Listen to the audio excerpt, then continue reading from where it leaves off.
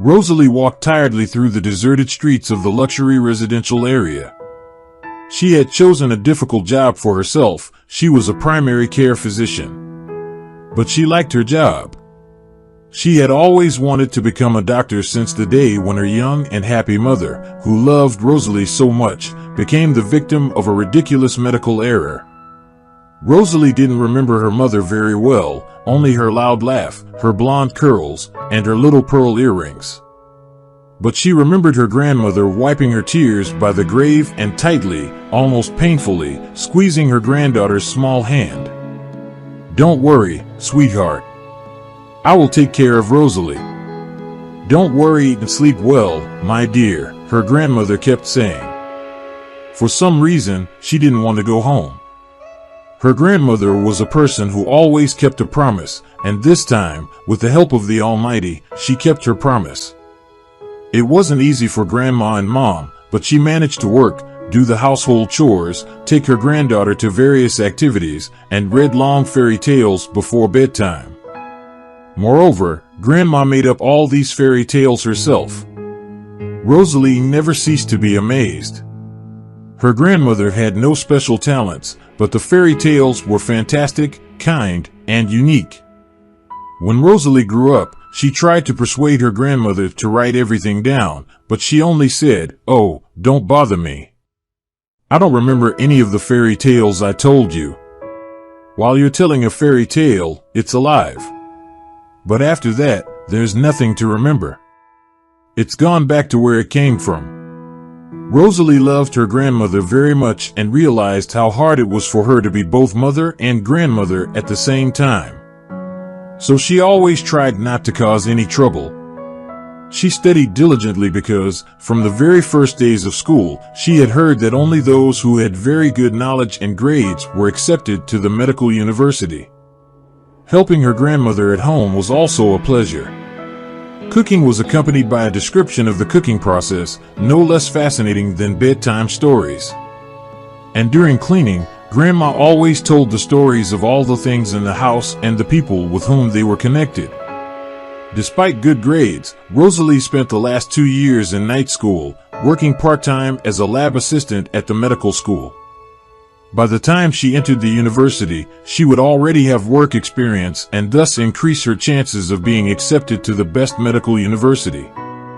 And the girl succeeded. She got into the best medical university on the first attempt. She and her grandmother then had a real feast, eating a huge chocolate cake that Rosalie had bought on the way home. Student life turned out to be interesting and colorful. Studying wasn't easy, but the girl liked it. The beautiful and cheerful girl found a lot of friends at the university, and many guys liked her. The last fact alarmed her grandmother very much. She was afraid that Rosalie would suddenly fall in love, and that love would completely consume her and ruin all the efforts of her precious granddaughter. Due to her life experience, grandmother didn't trust young suitors and would say, "Sweetheart, I beg you, don't lose your head and don't rush into marriage. You've already made too much effort. Don't give up on your dream. Finish university, get a good job, and then you can think about a family. You need a responsible and serious man. Don't do anything stupid. Be smart and follow your dream." This circumstance greatly clouded Rosalie's trusting and sincere relationship with her grandmother. She didn't want to upset her dearest person, but she couldn't ignore Joshua's attention. He was the most handsome and popular guy at the university, and he started courting Rosalie recently. How could she remain indifferent when the guy sang romances to her right in the university building, gave her favorite sweets and flowers, and told her stories about the sea, which Rosalie loved so much? They quickly found a common language and spent almost all their free time together. Rosalie wanted to tell her grandmother about her wonderful love, but she was afraid to ruin her first happiness. However, it was extremely difficult for the sincere and honest girl to lie and hide it from her granny. So she decided to confess everything in the 3rd year of her studies. Joshua invited her home on his birthday and introduced her to his parents. The dinner went very well. Joshua's parents were polite and friendly, and Rosalie was insanely happy. And she realized it was time to invite Joshua home and introduce him to her grandmother. So, she caught a moment, hugged her dear granny, and whispered, "Grandma, I have some news for you." "What is it?" The grandmother immediately felt alarmed. "There is a guy at my university who loves me very much, and I love him too. He has already introduced me to his parents. Everything went very well. I want you to meet him too. Can I invite him to dinner on Sunday?" "I knew it would happen." Grandma shook her head. "Well, what can I do since he already introduced you to his parents? Take him here. I'll make apple pie. Let's see what kind of guy could make your eyes sparkle like that." On Sunday, Joshua was standing on the doorstep with 2 bouquets of bright red roses for Rosalie and for her grandmother. He bought her favorite chocolate cake and looked flawless. Her grandmother was wearing a long, elegant skirt and put on a vintage brooch on her blouse for the occasion. Joshua was showering them with compliments. Granny was smiling. The cake was delicious, and the apple pie was even better. Everything was going just fine. But Rosalie, who knew her grandmother very well, could see that she didn't like her boyfriend. When the dinner was over and Joshua left, the girl approached her grandmother, who was cleaning the table, and hugged her by the shoulders.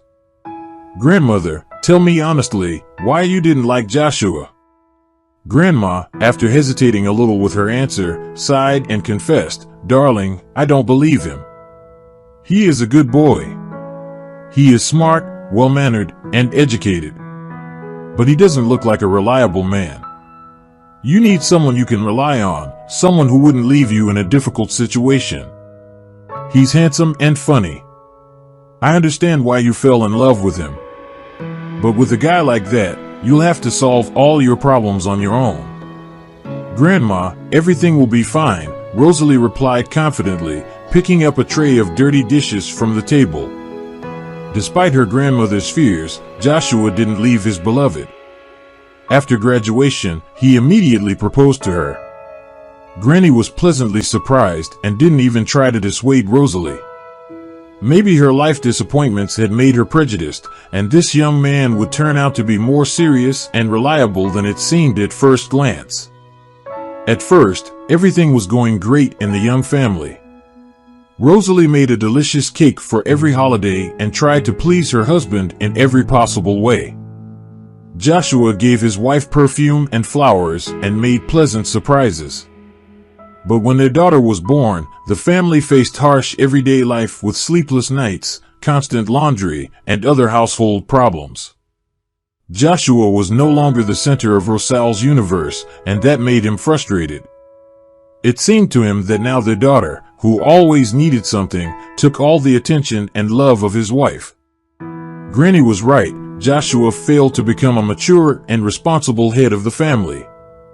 At first, he became capricious like a spoiled child, and then he stopped coming home at night, justifying himself with night shifts and part-time jobs.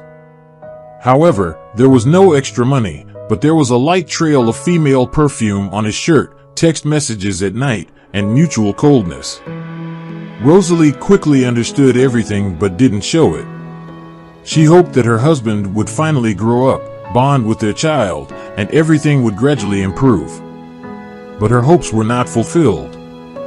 One day, Joshua came home gloomy and drunk. Taking his suitcase out of the closet, he began to pack his belongings. Rosalie, with their daughter in her arms, stopped silently in the doorway. Joshua looked at his wife and said abruptly, "Yes, Rosalie, I'm leaving. I'm leaving like a real man, with only one suitcase. I'm sorry, but this isn't the life I wanted. I knew it was going to end up like that right after you got pregnant. I tried. I didn't force you to terminate the pregnancy. We got married even though it wasn't in my plans at the time. But I can't live like this anymore. I'm sorry, but I'm not ready to fully devote myself to the rigors of family life. I hope you will understand." Indeed, grandmother was right. Rosalie remembered her words, life cannot be only a holiday. Grandma is never wrong. But aloud, she said only, thank you for being honest, and she left for another room. After her husband left, it was unbearable to stay in the apartment, and Rosalie returned to her grandmother. Granny only said one phrase, if the husband left his wife, it is unknown who will be happier eventually. And she didn't comment on the situation, fully devoting herself to end up bringing lullabies and fairy tales. Sounds in their small house again. When in turn 3, Rosalie started working, and everything was great until her grandmother's life was taken away by disease. Now, Rosalie had to hire a babysitter for her and work extra shifts to afford it. The right house suddenly appeared from the corner, as if it had jumped out. Perhaps it seemed so because, unlike the other houses, it was not hidden behind trees and high fences. It was a beautiful house with large windows and a glass full of tropical plants. Why would the owner need a primary care physician? Judging by the house, he has a personal doctor, a personal lawyer, and a personal driver. Sighing, Rosalie pressed a button near the low gate, and it opened instantly to let her inside. The patient, a man in his 50s, really had a severe fever. She filled the syringe with medicine and gave him an injection. It was just a bad flu. She sat down to write the necessary prescriptions, noticing that the man was staring at her. After a while, he said, "You seem to be a good doctor and a decent person. Can I ask you to come to my house every day? Of course, I'll pay good money. You see, due to certain circumstances, I no longer trust even my personal doctor and private doctors in general. I need someone who's not connected to anyone in my circle. It seems to me you don't mind to get some extra money, considering that Rosalie had a lot of debts to pay off and she really needed the money." She immediately said yes, and who would refuse to earn a 5-day salary for just one visit? While they negotiated the treatment and the time of visits, the fever began to subside. The patient's forehead was covered with sweat, and he finally felt much better. Rosalie began to wipe away the sweat with a handkerchief, and at that moment, a young woman nearly her age entered the room. "Darling, you have such a caring nurse, and most importantly, a pretty one," she said, looking contemptuously in Rosalie's direction with her huge almond-shaped eyes. "This is not a nurse but a physician from the hospital," the man corrected her. "She will be visiting me daily from now on. This is my wife, Rebecca," he addressed Rosalie. The physician felt extremely uncomfortable under the drilling gaze of the beautiful eyes and hurriedly ended the visit. "Brian, your fever has subsided a bit. Here's my phone number, call me anytime. I have to go, it's getting dark outside. My driver will take you home," Brian replied in a voice that didn't tolerate any objections. "He'll drive you here and then drive you back home," Rebecca informed Max about it and walked the doctor to the car. Rebecca glared angrily at her husband but obediently headed for the exit, showing the way. Why is she so mad? Rosalie thought. Is she jealous? But she's half the age of her husband. She's even younger than me. I'm not even mentioning her beauty, but she doesn't care much about her husband. She didn't even ask about his health. Yeah, rich people are even more lonely than the poor. At least the poor don't have to deal with daily lies, pretend, and fake love and friendliness. The philosophical thoughts were interrupted by a silver car pulling up to the porch. The athletic guy opened the door wide, inviting Rosalie to get in, and Rebecca went into the house without even saying goodbye. The next day, the silver car drove her to Brian's house. The fever had subsided a little, but the patient was still very weak. Rosalie noticed that the patient was glad to see her, and thankfully, Rebecca wasn't at home that day. Please stay for a couple of minutes, Brian asked when the necessary examination was over. I can lose my mind in this endless idleness. I don't think your wife would be happy about that, Rosalie said cautiously. Rebecca, come on. She's already achieved her main goal, she's got the money. But my health is something I can only discuss with you, and I don't think my wife is very concerned about it. You'll be fine. You just have a bad flu, and you didn't start treatment in time. That's why you felt so bad. But if you stay in bed and don't rush into the abyss of urgent work, you can avoid complications. Unfortunately, I don't have any abyss of work right now, and I don't like to be sick because there's no one to take care of me. People only need me when they can get some benefits out of me, Brian said frustratedly. Don't be sad. Rosalie suddenly felt very sorry for the strong and obviously very lonely man. Our children and our grandchildren will always need us and take care of us. My grandmother died recently, and it's like a part of me died with her. I don't have any children or grandchildren. Brian frowned. Okay, I've already stolen a lot of your time. Thanks for everything, and see you tomorrow. Having received her first payment, Rosalie decided to make a little holiday for her daughter. Stopping by the supermarket, she brought home a bag of grapes, bananas, juice, and Aunt's favorite almond cakes. She placed the goodies on the table, put a small teddy bear among them, and called her daughter to the table. And come here, you and I have a holiday today, and ran into the room and opened her eyes wide with excitement. Mommy, did you treat Santa Claus today at the hospital? Almost, Rosalie smiled, and looking at her daughter's radiant face, suddenly thought sadly, Brian doesn't have such happy moments in his life, and probably never will. The next day, Brian laughed like a child, imagining himself in a red hat with a white beard and a bag of presents. He clearly wasn't feeling well, but he cheered up and even tried to make jokes. Rosalie could clearly see his total loneliness and lack of opportunity to be himself with anyone. Also, she was not happy with his tests indicating some intoxication or inflammatory process, but the patient flatly refused to be hospitalized for a proper examination. I'll definitely die in the hospital, he said glumly. As they say, at home, even the walls help you to recover. Not daring to insist, Rosalie prescribed him IVs to relieve intoxication and improve metabolism. With the IVs, he got better. Brian felt revitalized and had a better appetite, though his strength was still very slow to return. Rosalie also gave him vitamins. The patient joked, "Dear, it seems like you're going to make a young boy out of me. In this case, I'll go back to diving again, trying to become an amphibian man because the marine world is much more attractive than the human world." It seems like you've had a lot of disappointments in your life, Rosalie suddenly noted. Yeah, I've had enough disappointments. It seems that money gives you freedom, but in reality, it takes your freedom away even more. You don't belong to yourself anymore. You have to check the reliability of your partners and be prepared for double dealing behind your back and betrayal from people you trust. You must go out not with old friends, but with the right people. You have no right to show your feelings and emotions. You must always be in good shape and never forget that the vast majority of people are only interested in your money, not you.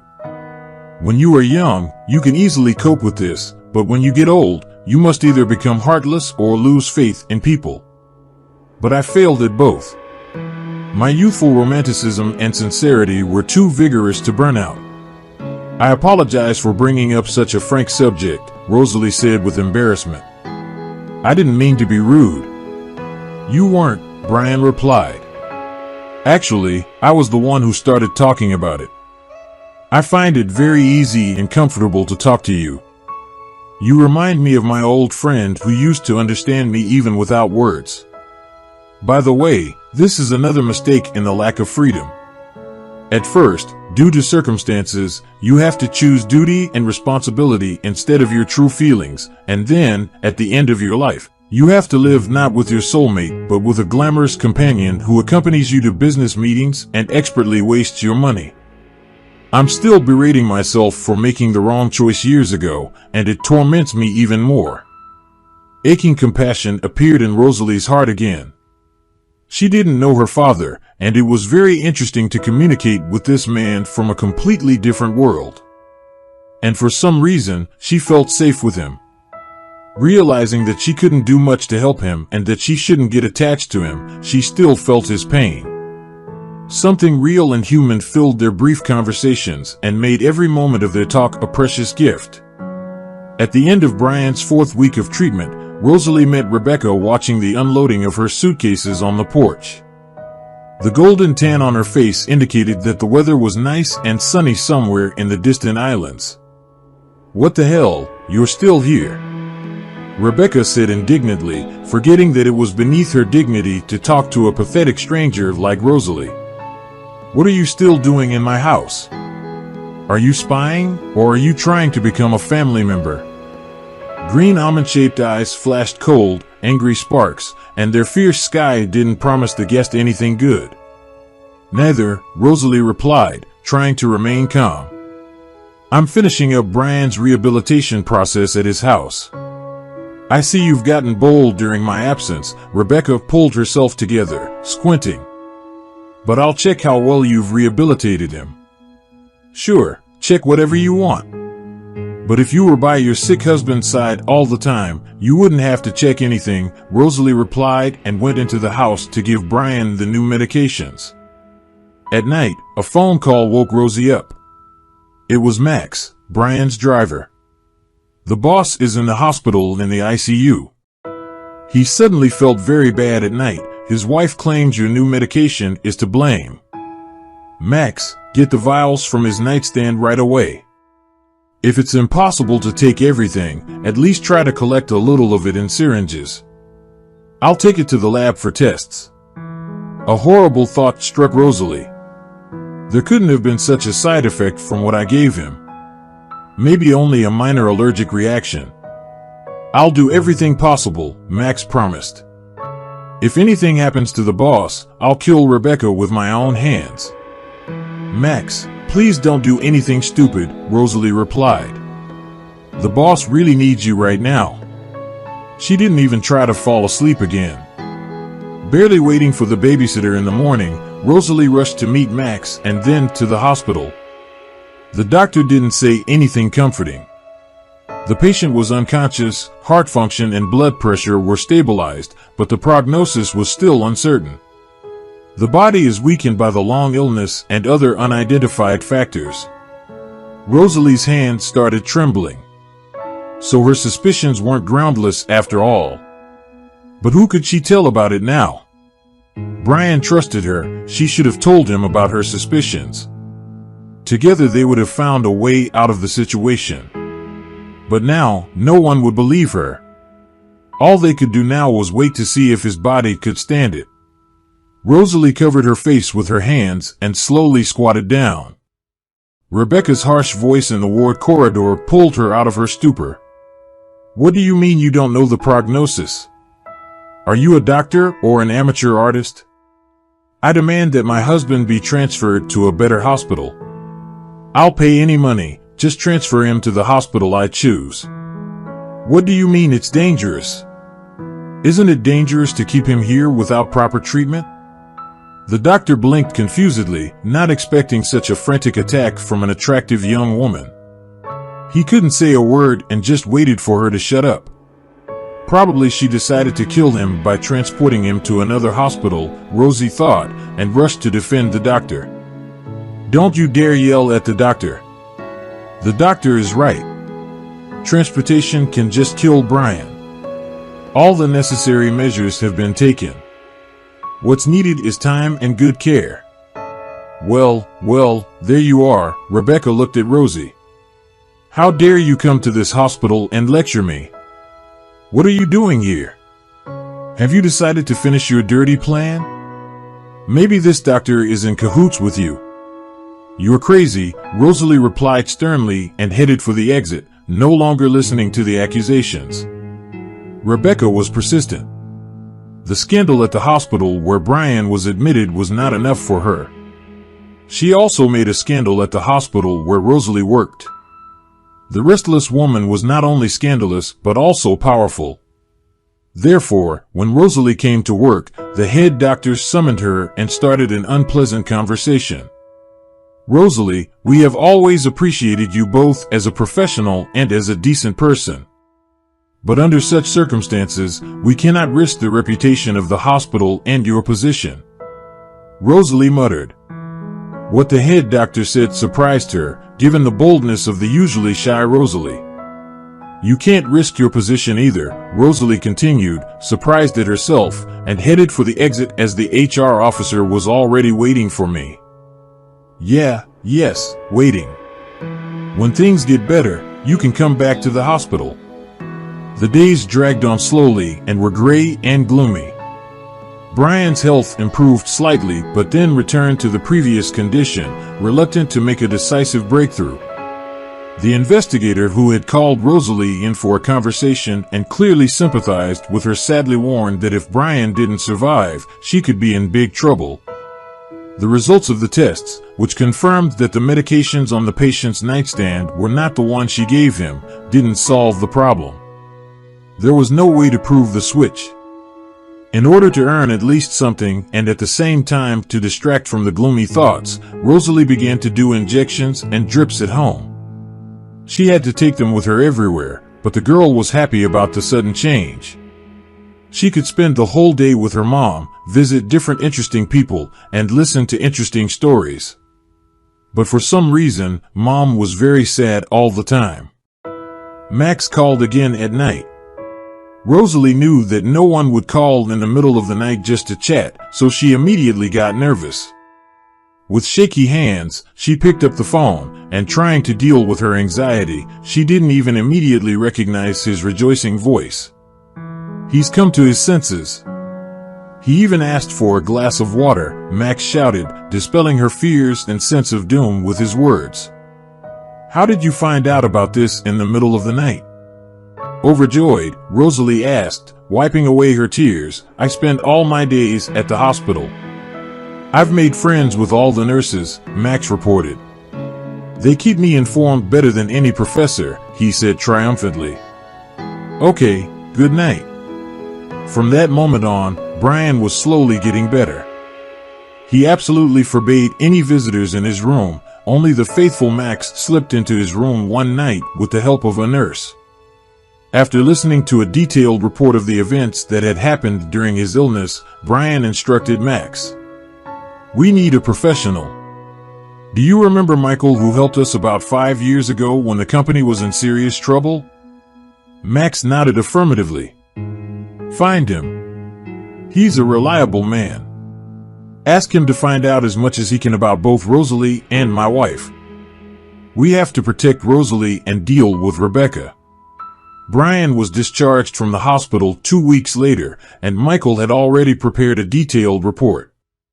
Squinting squeamishly, he put Rebecca's pictures on the table hastily posted on social media by her lover, who was eager to show off his luxurious vacation. "You can see it all for yourself. It's obvious. I won't go into detail.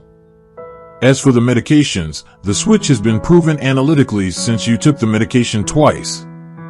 The fact of switching between the first and second intake is undeniable. If you'd taken it twice, the doctors wouldn't have saved you. Not only that, you'd have gotten sick right after the first dose. So, Rosalie has an alibi. By prescribing you detoxification drips, she saved your life because the results of your examinations indicate the ingestion of small doses of toxic substances. If we take into account that the fact of detoxification of your body coincided with the treatment prescribed by Rosalie and the departure of your wife, the situation becomes quite obvious. Of course, only toxic drugs can be provided as evidence for the court. But still, just in case, I have prepared a brief Rosalie's biography. Maybe you will find it useful." Michael pulled some papers out of a thick folder. Brian thanked the detective and then dialed his wife's number. "Rebecca, good afternoon. I'll be brief. Now you will receive some pictures unequivocally proving adultery. I hope you remember that under the terms of the marriage contract, in case of adultery, you lose any allowance. Basically, you lose everything, unlike in the case of inheritance after my death. You've been too hasty, my dear. I understand that you wanted to get everything at once, the young blue-eyed lover and my inheritance. But you should have planned your actions better. The only way you can avoid jail is if you leave town immediately and sign all the necessary divorce papers. You have 2 days. If you don't do that, you'll go to jail. No need to thank me." Then, accidentally breaking his pencil, Brian took the folder containing the information about Rosalie. On the very first page, he turned pale, pushed the sheets aside, and called Max over. "Max, please find Rosalie and drive her here as soon as possible." 15 minutes later, the woman was already sitting in his office. "Rosalie," Brian began without unnecessary preamble, "tell me please, what do you know about your father?" "Almost nothing," Rosalie shrugged. "I don't even remember my mom very well. My grandmother told me that my mom loved him very much, but something didn't work out between them, and he left. I don't even know his name.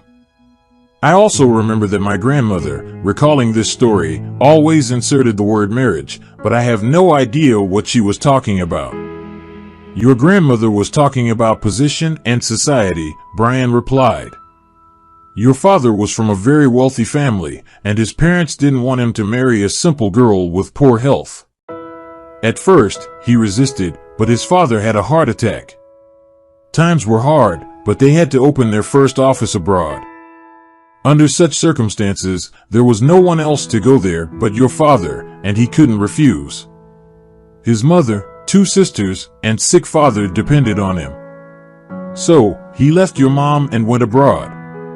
I don't know if he can be justified by the fact that he knew nothing about your mother's pregnancy. Then he received a letter from your mother with the news of the end of their relationship. He thought the separation had ruined their relationship. He didn't know that the congenital heart defect had progressed, and he only found out about your mother's death many years later." "Where is he now?" Rosalie asked. "He is sitting in front of you," Brian replied quietly. "Grandpa," and shouted loudly, rolling down the slide right into a drift of fresh snow. "Can you do the same? Join me and step aside. Your grandpa's big, he'll be rolling down very fast." Brian laughed, getting on the sled and pushing. "Official, wait for me." Rosalie's light wooden sled followed her father at the end of the slide. The trio overturned the sleds and tumbled through the snow, risking becoming one huge snowball, and finally fell apart, laughing loudly. Thank you for joining us today on Deep Stories. Be sure to like and subscribe and hit that notification bell so you don't miss out on our next video.